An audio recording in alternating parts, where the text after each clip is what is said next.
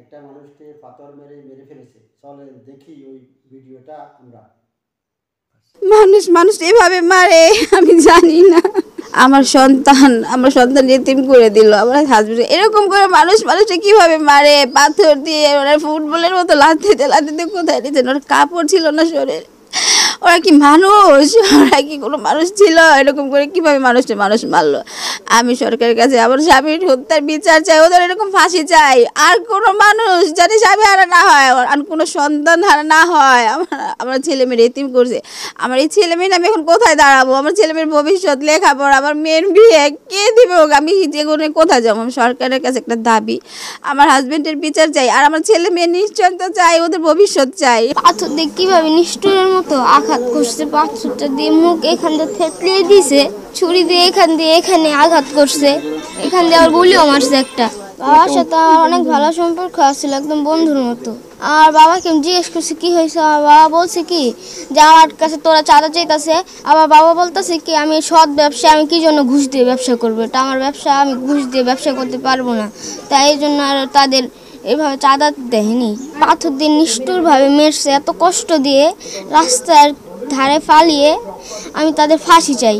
আমার বাবার ব্যবসার কারণে আমার বাবাকে এভাবে নিষ্ঠুরভাবে মারা হয়েছে। মাসে মাসে 2 লাখ টাকা চাঁদা চাইছে। আমার বাবা বলছে এটা আমি দিতে পারবো না, এটা আমার সন্তানের ভবিষ্যৎ, এটা আমি কেন দিব?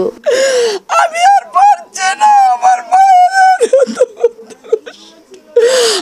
মায়ের কষ্টটা আমি মাইনা নিতে পারতাছি না। আমার মায়ের এত কষ্ট দিয়ে মারছে, আমার মায়ের অনেক কষ্ট দিয়ে মারছে। আমি তারেক জিয়ার কাছে আমি এটার বিচার চাই।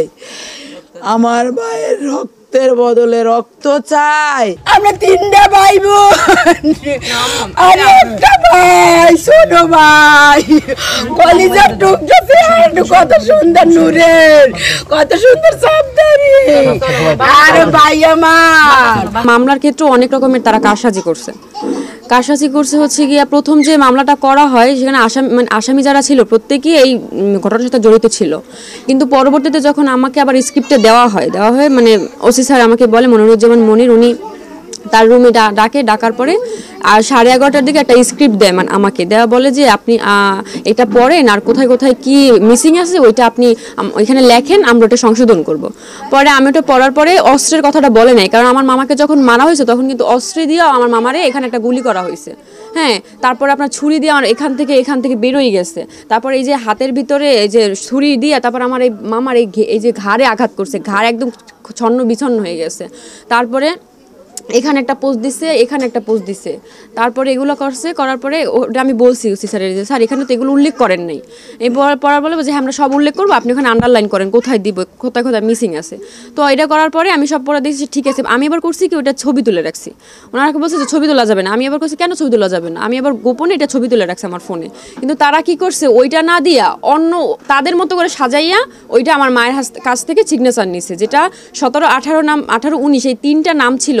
সেই 3টা নাম পরবর্তী যে মেইন যে মামলাটা হয়েছে কাগজের ভেতরে ওই 3টা মামলা মানে 3টা আসামির নাম নাই, তারা হাইড করছে এবং সেই জায়গায় অন্য 3 জনের নাম দিয়ে দিছে যারা এই ঘটনার সাথে জড়িতই না।